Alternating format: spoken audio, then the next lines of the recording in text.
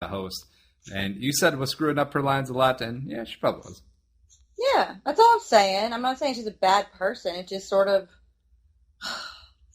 you watched Saturday Night Live so many years, and you see so many, not so many, but over time, cumulatively, there have been many, many sketches pulled off that seem almost effortless, and those stick with you. But when you see new ones and they screw up their lines and things, it's like, well, it's not really that good compared to other ones that have been excellent.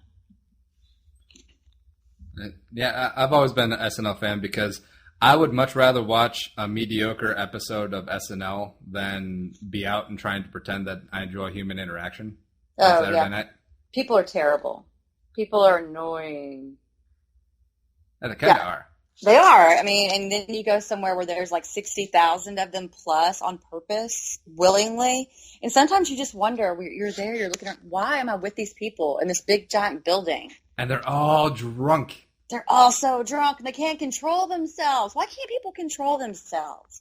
I understand having a good time, but not being able to stay in your personal space and being real messy, and just stop being crazy, people. Control yourself. Drink to your limit and drink no more. Do not pass the limit. This coming from you? Yep. I know my limits. Oh, what is your limit? Well, I mean, there's not like a set parameter. Well, it's just like when you're there, you're like, all right. Well, rough estimate, how many fingers of bourbon or how many shots, for an easier measurement, would you say would be your limit in an hour span? In an hour? Yeah. I would probably say 2. 2 fingers or 2 shots? Well, 2 drinks. I drink usually bourbon and Coke, which I know is a travesty to many people. So whatever, I'm a girl, and straight hard liquor makes me vomity. Okay, so deal. I drink bourbon and Coke. So however much you want to put in there with at least, some Coke, I'm good with that. Now, you recently experimented with beer. Tell me about that.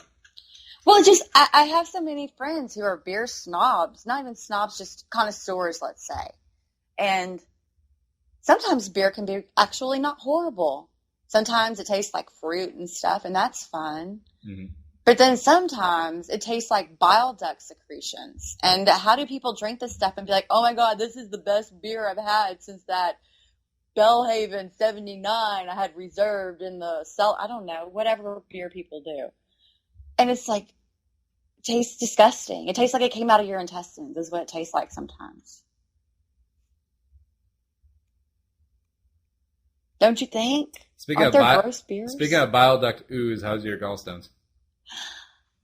They've, knock on wood, been very behaved since, I guess it was like Thursday night. Yeah. Thursday was the last time. Yeah. What does it feel like when they act up? Where is the gallbladder, by the way? It's underneath your rib cage, like left, right? The bottom of the top third, maybe, right? Okay. If it's busted into thirds, the bottom of the top third. Sure. On the right, just right of your sternum, when you're like on your body, yeah. You look down on that right. Mm-hmm. And it feels like someone took a broom handle and shoves it through your whole body. Oh, like the Roman centurions stabbing the biblical Jesus Christ on the cross. Oh, well, I wasn't trying to make some biblical martyrdom statement here. Claire, are you comparing yourself to our Lord and Savior, Jesus Christ? Not in the least. No. Fine. No, I'm not ready for that hate mail yet. You probably get used to the hate tweets because people are keyboard warriors on Twitter. Oh, yes. Oh, I try very hard to keep my controversialness to a dull roar because I don't really like Twitter battles at all. That's not fun, man. Yeah. People sound mean. Okay, in under 140 characters, people get mean. Mm-hmm. And I don't have the capability to say, okay, you're being a jerk off, but we're cool. We can talk this through and have a conversation in those character space. I can't do that. But other people are really capable of being mean and short, and I'm not a good responder to that sort of aggressive tone.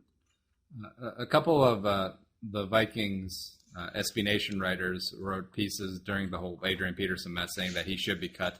and pretty much shared my views. And their error was having a comment section, and that thing was inferno. Yeah, people don't care in a comment section. That's even less associated with who you are than Twitter, where you have an avatar and you have a little bit of a personal brand. Yep. Comment sections are so anonymous that people will just say horrible things to whoever wrote the piece and to other commenters. There's really no holds barred there. I can't even look at most comment sections. I get angry. I got a lot of Twitter hate. Well, not a lot. I'd say a decent amount, though, except people are geniuses. Like, they'll write it and then they'll block me. Except that means I can't see it. Oh, you dumb, morons. Stupid people. That's hilarious. Yeah, so I usually go to bed at like 8. And one of the random nights of this whole situation, probably the night where the Wolves reversed their mind and said Adrian could play on like a Monday. Mm-hmm. So I said my piece. I went to bed. And then in the morning, I got a bunch of texts and DMs saying that, a lot of people are talking trash to you last night. And I look at my mentions and it's not there. Really? Einstein's. I mean, it takes a special kind of hero to talk some smack and then black. Oh my God. Okay, well that's an interesting way of handling life. Yep. Yeah, okay. I'm going to say something smart, Alec, and then I'm just going to block you. Yeah, I mean, just let it lay. I think I've only blocked maybe 3 people on Twitter, mostly because they went like way too far. But I don't have a problem with people speaking their mind. I mean, I'm a big boy. I can handle myself. I'm not like Sam Ponder, who blocks everybody, apparently. That's a cheap shot. Well, I block people like just as I see fit. I probably have blocked 120 people. What? Why? They get on my nerves. I don't want to see their tweets on my timeline. I don't want them to see what I write. Oh. Block and mute. And then some people, are just like perverse, weird freaks who will find a way to torture you a little bit every day. Oh, you mean the perverse, weird freaks that start retweeting COFFIN pornography, Claire? Oh, God. I was hacked, bro. I was hacked. That's what they all say. I know, but it was true. Man, it was COFFIN porn. I mean, Donald Sterling, when those audio tapes came out of him being a racist old coot, the first thing he said, I was hacked. That is just... But it happens sometimes, but I didn't do anything crazy. I didn't say anything myself. It was Paul George saying stupid things on Twitter. I was hacked. Yeah, okay, but I didn't say anything stupid that time. It was just you didn't say, you just retweeted, and retweets are endorsements. They are? I read that. I think that's what I try to not enforce on my Twitter feed. How did we get on this? I don't know. It's good transition to something, though, I'm sure. We're still talking about JJ a little bit. Yeah, he's dreamy. Oh, come on. Okay, Claire. look. Okay, Claire. look. Yo. Claire. What? No, I'm just getting your attention here that you like completely pulled a 180. No, I didn't. You're all nice to JJ Watt to his face, but behind his back, you're stabbing him. You're like Judas. Oh, this is gonna be the Bible episode, isn't it? No, I hope How not. much silver, Judas E2 Brute? Right, I don't know anything about really Bible lore. So, sorry. But I'll play along. Like when Jesus built the ark?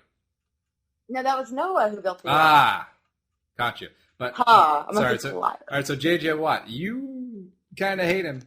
I kind of do, okay? That's the thing. I hate him because I don't think it's 100% this whole visage he has. He's not Mr. Perfect dude he portrays to the media. He's just not.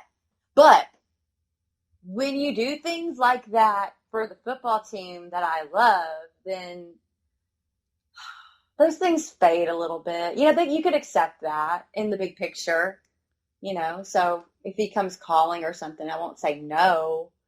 But I'll just... Oh, wait, you mean calling you, like giving you the digits, like? Well, you never know. Giving you his pager number? You never know. You never know what guys are up to in this day and age. You never know who you might hear from. Wait, are you getting all this inside information from your boo, Keith Browner Jr.? My boo, Keith Browner Jr.? On the Texans practice squad? Oh, Stop it. Oh, you're awful. All right, but J.J. Watt should be, well, he's definitely team MVP because he's gotten a Ryan Fitzpatrick-led team to 3-1. Right. Where Arian Foster is playing very sparingly, and Jadeveon Clowney is hurt, or J.D. Clowney, whatever it's called, hurt. And Daniel Manning is still playing an integral role in that defense. So J.J. Watt deserves to be the MVP, but did you know there has not been a defensive MVP since 1986? I did know that. And that was a co-MVP, Lawrence Taylor, and who was the other guy? I forget. Trivia. Oh, I forget. I looked this up last year when I thought J.J. Watt was going to be the MVP. But then that was a long time ago. They're teammates. Know? They were teammates, 86. Think about it. Oh, my God. I hate you. Oh, wait. Was it, Phil Simms? It was Phil Simms. Ugh, gross. I didn't even get to where I looked it up on Wikipedia. I just knew when you said that, I thought, of course, Phil freaking Simms. And the previous two defensive MVPs besides LT was 1974, Merlin Olsen for the LA Rams. He shared with Ken Stabler, quarterback for the Raiders. And 1971, Allen the Judge Page for the Purple People Eaters, defensive tackle, legend, NFL MVP, and he shared it with someone named Bob Greasy and someone named Roger Staubach. Staubach? Is that right? Staubach? Really? System quarterback out of Navy. Okay, gotcha. In gotcha. 1971. I see how we're going with this. So there is precedent for a defensive player winning the MVP. And, Watt is an offensive player, not going to lie. Well, kind of. He has as many touchdowns as Andre Johnson this season. Yeah, J.J. Watt has... Offensive touchdowns, okay. He is, in his total touchdowns, he has more touchdowns than Matt Forte, LaShawn McCoy, and Arian Foster combined. Wow, that's just... I made a lowball offer for LaShawn McCoy. His owner did not go for it. No? He's frustrated, but he's not ready to give him the towel for Alfred Morris. Yeah. Alfred Morris has been rock solid this year. He has, but at the same time, it is LaShawn McCoy, and you probably spent a first on him. First overall. Number one overall pick, see. Yeah, I did. In the one league, I had that first overall pick, LaShawn McCoy. Still waiting. Oh, good for you. All right, so hold that thought. We'll be back after this quick break, and we'll talk some fantasy with Claire that does not involve chains and whips. It involves LaShawn McCoy. Back after this. Claire-vs-Carlson show. Seriously, chains and whips? Chains, whips, and fingertips.